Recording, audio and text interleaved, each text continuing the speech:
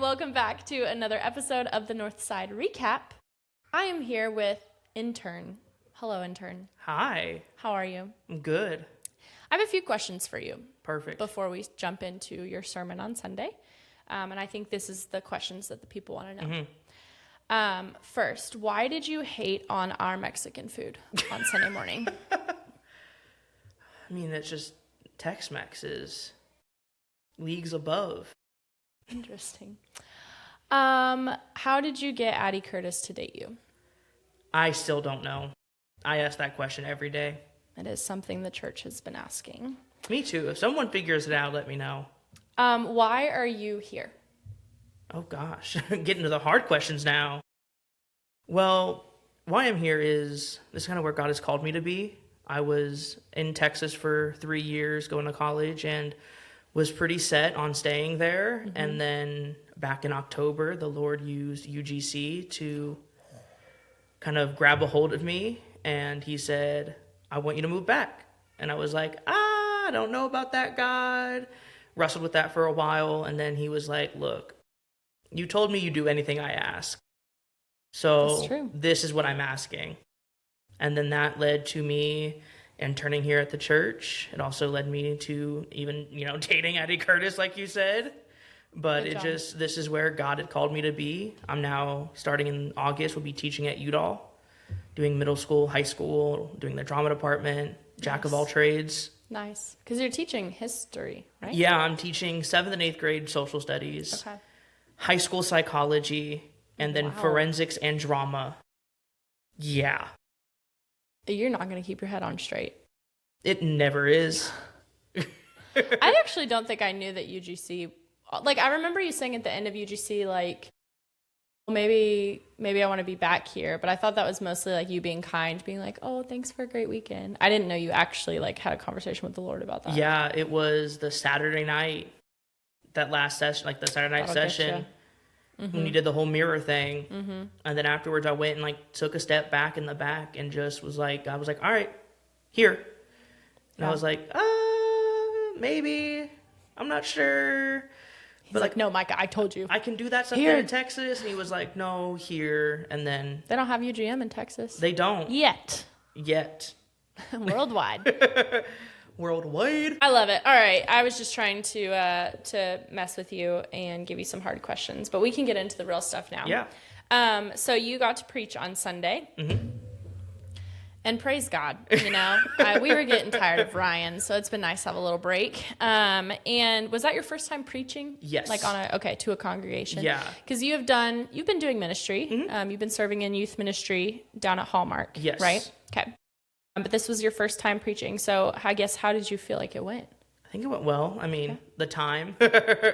Some people were very excited to get out before 11, I think, because they can get the good tables at the restaurants. Yeah, at the restaurants that you think aren't good. Okay. Go on. Some of the children's workers were not a fan because they were like, we didn't get to finish our craft. And I was like, oh, sorry. Yeah, don't be ruining craft downstairs. You should have told me and I would have filled the time. But no, seriously, I think it went really well for the first time. Definitely a lot of nerves leading up to it. Yeah. Because it is very different than what I'm used to. Yeah. I'm used to a small group of high school guys. Yeah. Or a small group of people, no more than 20 people. And then there was more than 20 people. There was more than 20 people. That is true. That's funny. So we are continuing our James study. And this week you were in James chapter 1, verses 19 through 21.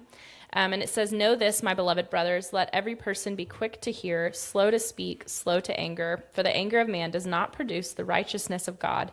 Therefore, put away all filthiness and rampant wickedness and receive with meekness the implanted word, which is able to save your souls. That's my Bible. That's ESV. But I really like what you had to say. And I think this is something that can be so difficult for us as humans to actually put in practice. But you kind of broke down what it means to be quick to listen, slow to speak, slow to anger. Mm-hmm.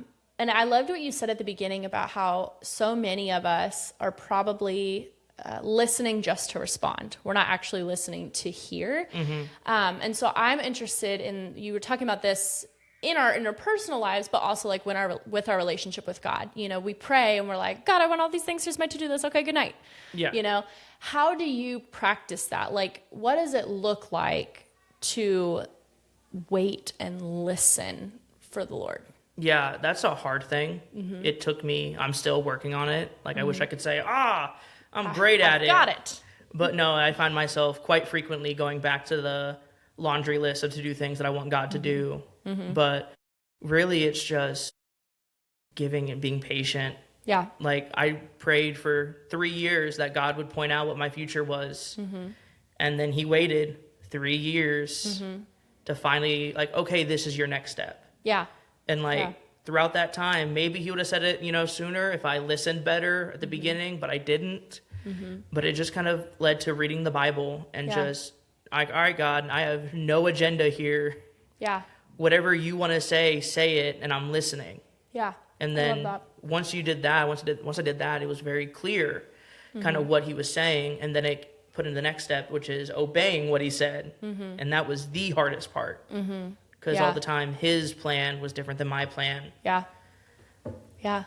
Do you feel like, do you have any certain rhythm you try to put into play? Like when you're spending time in prayer, do you try to have like a time where you like legitimately stop talking and try to listen? Or do you feel like it's just like having more of like an open heart, ready to hear throughout the day? Like, what does it look like for you? I have to have music playing when I do any sort of studying, just because my brain goes 20 different directions.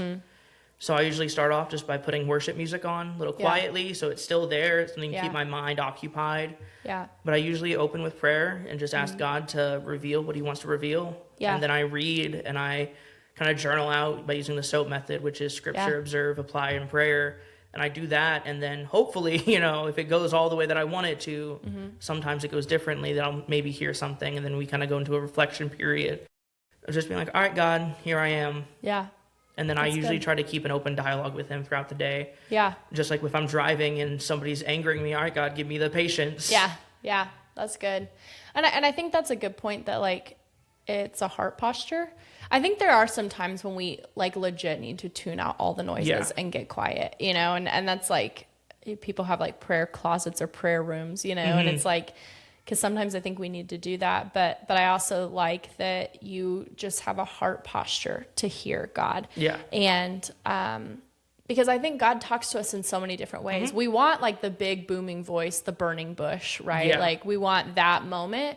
But the reality is, like Ryan and I talked about this a few weeks ago, like God speaks sometimes through other people, through circumstances, through something you see on the side of the road. And so when your heart is tuned in and when you're saying, Lord, I'm listening, and that is your posture, then I think you can see all the ways he's talking and you can hear it more.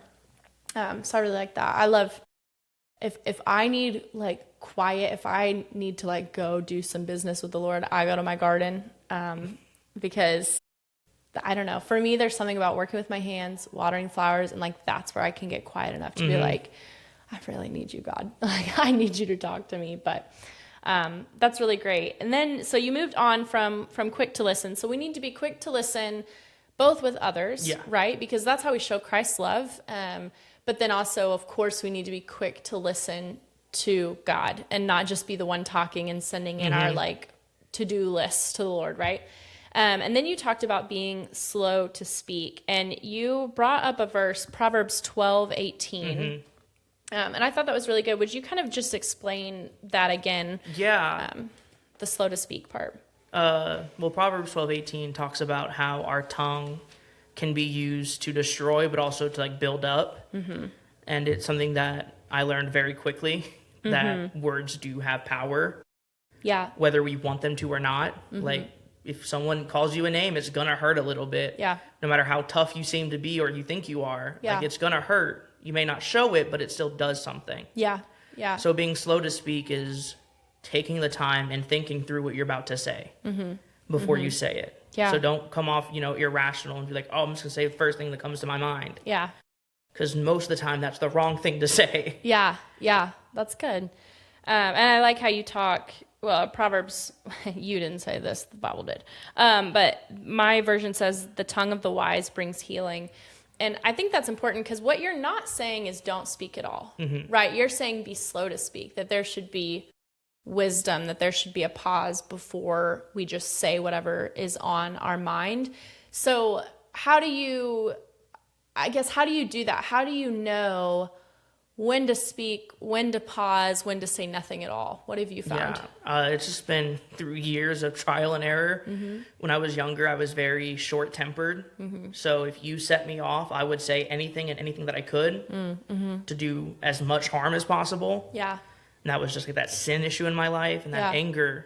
But what I've noticed over time is just, I worked with kids for 3 years at after-school program, and they taught me when it's time to speak and when it's not, just because they may do something and I want to say something, but I know if I say it, it's going to cause a whole domino effect. Yeah.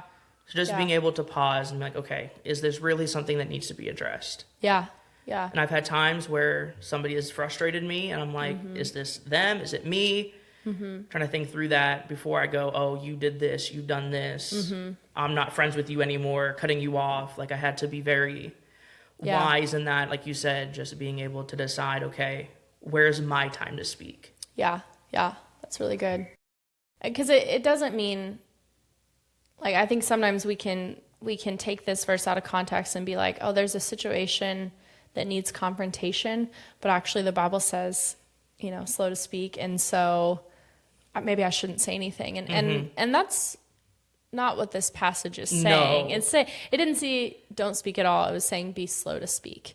Be prayerful before in any situation, but especially if you're thinking like of a bigger situation. Like I have fasted before having a hard conversation with someone because that is my slow to speak. Like I am taking time saying, Lord, what would I say? Like, how would I deliver this? And just praying for their heart, this might hurt, right? Like they're not going to like this. So how do I do this in a way that honors God, that honors them? I think that's good. I can't remember, but I think there's a verse that says something along the lines of like, better a friend's offense than an enemy's kiss. And it's the thought that like sometimes as fellow believers, we do call each other up, right? Yeah. That we do call out that sin or we do, but it's supposed to be done in a way that is loving and kind and with integrity, and is slow to speak. It's not something that you just, hit back with real quick, but you take time. And I think in culture today, I mean, do you feel like we've really lost the idea of slow anyways? Yeah, I think everything nowadays is fast moving. Yeah. You go on the highway and it's 70 miles per hour. Yeah. And you got people going 90. Yeah. Like even So here in true. our small town, where it's supposed to be 30 minutes, 30 miles per hour, there are people going 45, 50. Yeah. Yeah. And so I think our culture nowadays has moved away from the slowness of life. Yeah. And they want everything fast. I mean, Amazon, we get Yeah. upset if it is longer than a 2-day delivery. Yeah. And now they got 1 day Now delivery. they have 1-day delivery. I ordered something at 9 a.m. and I had it at 8 p.m. that same Yeah. day.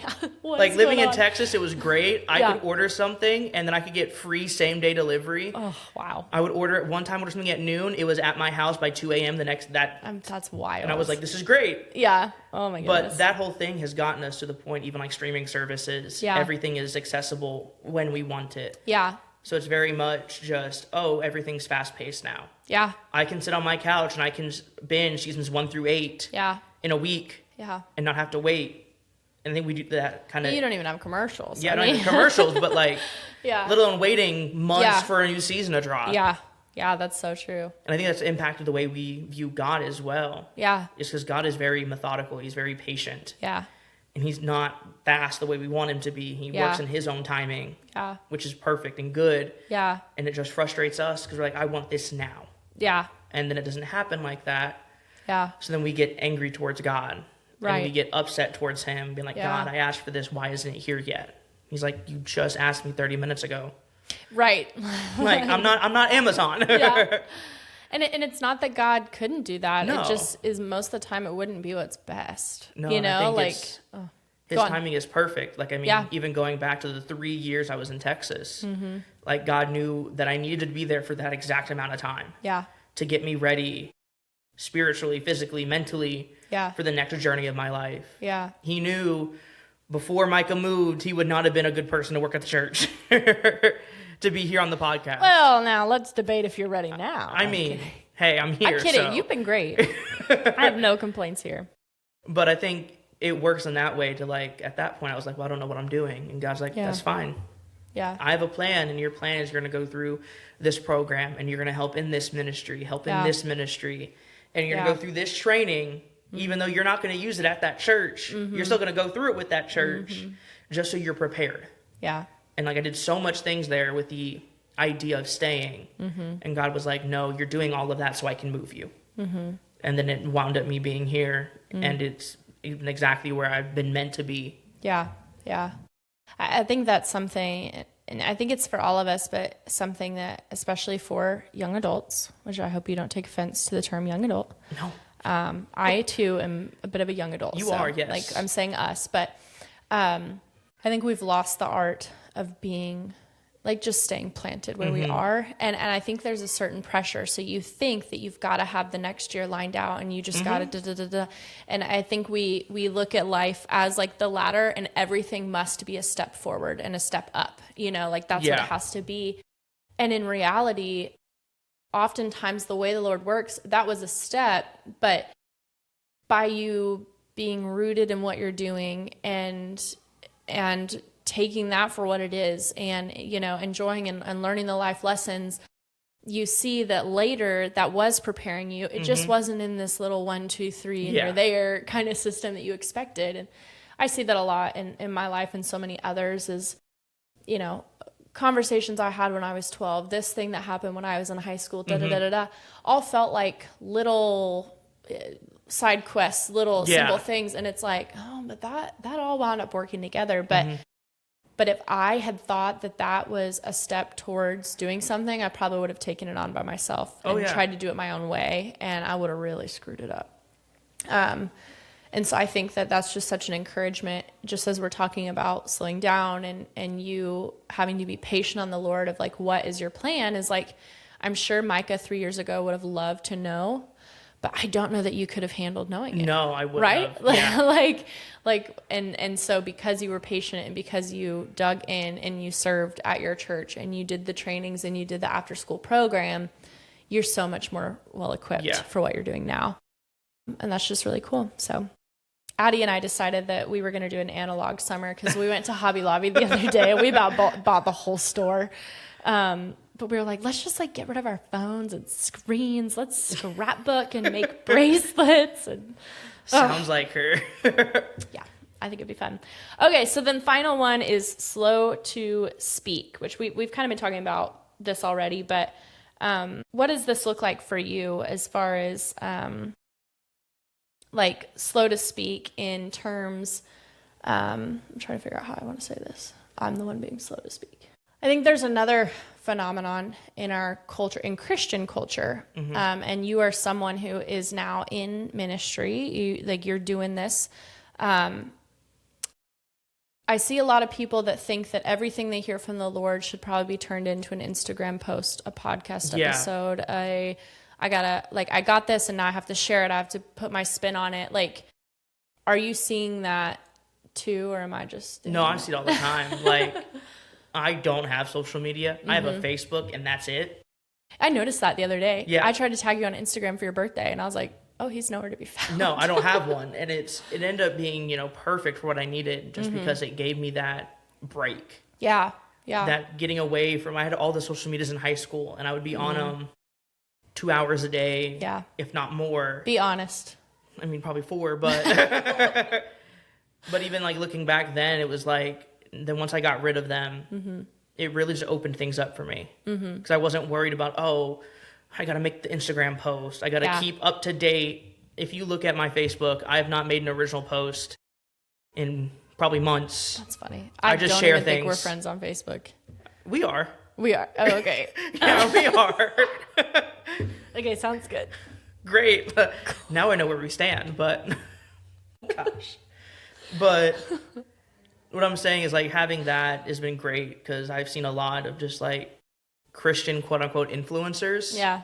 Who I mean, you have got some who are really good and what they're speaking is truth. Then you've got some who, on paper, they look like they're killing it. You know, they're at church every Sunday. They're at Bible study twice a week. Yeah. But it's like the only posts you see are those. Yeah. It's like, okay, what's going on behind the screen? Yeah. And so I think that's been a common phenomena in just Christian culture, and especially in the younger Christians and high schoolers and college students, is like, let me post that I went to church today. Yeah. And put a Bible verse in my bio. Yeah. And let me maybe not fully understand what it means. Yeah.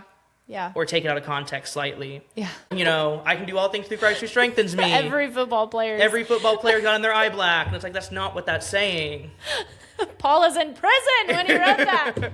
He was not on the 40-yard. The 40-yard line, about to make a game-winning touchdown drive. But I think that's just kind of been a more recent thing. Yeah. With the rise of social media. Yeah. And the rise of, we now have young adults who were raised on it. I mean, you've got kids who are in elementary school and they've got a Facebook. Yeah. Which is crazy. That is wild. Or they've got a Snapchat, they've got an Instagram, they've got this. Oh, don't get me started on Snapchat. And I'm like, you're too young to have this. Yeah. But then they're just exposed to so much. And it's like, oh, now people are like, oh, we're just going to flood Instagram with all these Christian posts. Yeah. And I don't think there's anything wrong. Like, I think there's a lot of people doing it very well. And I think showing up authentically. And because I speak a lot on my own social media about disability ministry and things, but I'm trying to figure out the balance. And there's been a lot of things on my heart and mind recently that I'm like, ooh, I want to post that. Like, I bet someone would really like that. And I just feel like recently the Lord's been like, this is for you right now. Like, and maybe later it gets to be shared, but he's like, no. Like, I mean, the amount of, like, I typed up something the other day that was like, this is going to be encouraging. And then I just kind of felt like, no, that's for you to simmer on, not just to throw out in the world and have a post, you know? And I was like, okay, all right. And I wanted to be encouraging. Like, it wasn't like, I have to make a post today. But it was like, I feel like the Lord is teaching me personally, like, how to be slow to speak in that regard too, you know? And just, I think there's just some things that are just for you and God to work through. Yeah, you're exactly right. And we have to figure out what that looks like. The last kind of part about your sermon, you talked about putting away filthiness, rampant wickedness. Let's dive in. Yeah. You gave the whole, I was grossed out when you were talking about that hotel room. When, you know, you're like, imagine open food containers. I was like, it just keeps getting worse. Where is he going with this? But kind of just dive in. What do you mean by that? What does it look like? Yeah. So I think a lot of times when really I felt like that's for, first of all, like new believers who are just now coming to the faith, but also the people who have been saved for 15 years, 30 years, 40 years, 50 years, however long. Yeah. A hard thing to do is get rid of the sin. Yeah. We're like, God, we want you to change us, and we want you to do these miraculous things that we know you can, and we believe you can, but let me hold on to this one sin. Yeah. Let me hold on to this one offense. Let me hold on to this. You can take the rest. And God's like, you're not giving me the space. Yeah. For me to do what I want to do, I need everything. Yeah. Not bits and pieces. Yeah. Like the hotel room, you can't enjoy a hotel room if it's dirty. Right. Yeah. You can't. Nasty. You know, live in a house if it's filled with boxes that you haven't unpacked yet. Yeah. You've got to unpack. You've got to make room for you to enjoy the things. Yeah. Same way with God. We've got to make room in our lives so we can enjoy what God has planned. Because he's got a plan. You know, and it says that his plan is perfect. It's good. Yeah. We just have to make sure we put in the work so we can, you know, enjoy it. Yeah. And so you're not saying, like, you better clean up your life before you come back to Jesus, right? But you're saying, like, allow him to do the work. And there is work. Like, this is not a one-sided relationship, right? So, like, God, like, Jesus is not saying you have to clean up before you can come to me. That's not what's happening at all. But at the same time, he does empower us to make choices and to get rid of that sin. And he's already given us everything to have victory over it, right? Yeah. So I think, you know, when you were first talking, I was like, just trying to think of, like, okay, like, what would be those things in my life, right? Like, Lord, what are the things that I need to clean up, that I need to get out? And I like what you just said about making room. It reminds me of that worship song, I will make room for you. And the first time I heard that song, I actually told someone, they played it for me and were like, we should sing this at a UGM worship night. And I like listened to a little bit of it and I was like, no, it's not about making room. It's about giving God everything. Like that song is not good. And then I listened to it a little bit more and it gets that bridge where it's like, shake up the ground of all my religion, break down the walls of all my tradition. And I was like, oh, that kind of room. Yeah. Like make room, like let God have all of you and thank him for the things he gets rid of. And so I like how you just worded it right there about making room, because that's what it is, because he wants to do so much more with us, right? Like his plans, you said it, his plans are perfect. They're always better.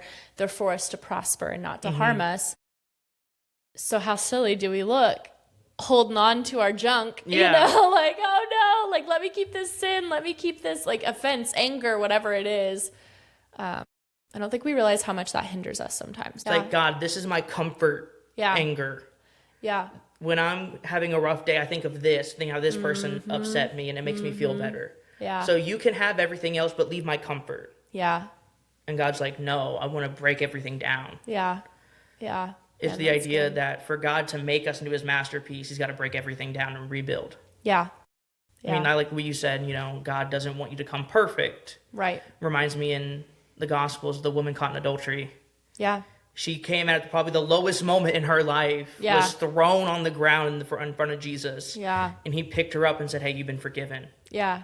She didn't have to go and do X, Y, and Z. Yeah. She didn't have to go to the temple. She didn't have to go do this. It was just right then and there. Yeah. And then life change happens. Right. And then was charged with, now go and sin no more. Yeah, but the work was done. The disciples, they were called, most of them were fishermen. They probably were not clean when Jesus called them. They've been on a boat all day. Yeah. They smell. And he's like, all right, come on, be fishers of men. Yeah. He didn't say, okay, now I want you to go to the temple. I want you to pray. I want you to sacrifice. I want you to get baptized. I want you to do all these things. Yeah. And then come find me wherever I am. Yeah. He's like, I came to you. Now you follow. Yeah. And you look at Peter when he first got called to Peter at the end of his life. That change is dramatic. I mean, he matured so insanely. Quickly. Yeah. Yeah. I mean, he was the guy who denied Christ before the crucifixion to then he was the rock the early church was built on. Yeah. Like, it's crazy to see in the Bible. There's so many stories like that. Yeah.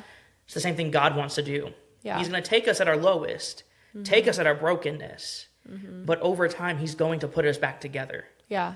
But we've got to allow him to do it. Yeah. It can't be just a one-sided relationship. Yeah. You know, you can't clean your house by sitting on the couch. And I've tried. Trust me, I have too. It doesn't work. I watched cleaning videos on the couch and my house was not any cleaner. So if you're listening to this and you feel like you are stuck in the filth, that you feel like, well, if people saw, you know, my room, they'd be grossed out. That's not what this verse is saying at all. No. This verse is saying, like, let's get a hold of this because God's plans are so much better for you. And he's not telling you to fix everything and then come to him. He's saying, open the door, let me in, and let's do this, because the victory is already here. God has already defeated any sin that you have done or will do. God has already defeated it. That's what Jesus did on the cross. So he's just asking you to hand over something that is not yours. I mean, it is not your price to pay anymore. And so you might as well give it up. So great job, intern. Well, thank you. I thought you did a wonderful job. I wasn't there in person, but I was listening on Facebook. And yeah, I thought you did great. And I think we'll keep you around. Hey, sweet. Yeah, at least for the summer. At least for the summer. We'll reevaluate once the summer's over. I hope I get to be part of the evaluation at the end of the summer. I've been taking notes. Like, Ryan, I'll take this. I'll handle this. Awesome. All right. Well, I hope you enjoyed. I know it's been a minute since we had a Northside recap. It's been pretty crazy around here. But we hope to get a lot more consistent this summer. Everyone's here. Everyone's back.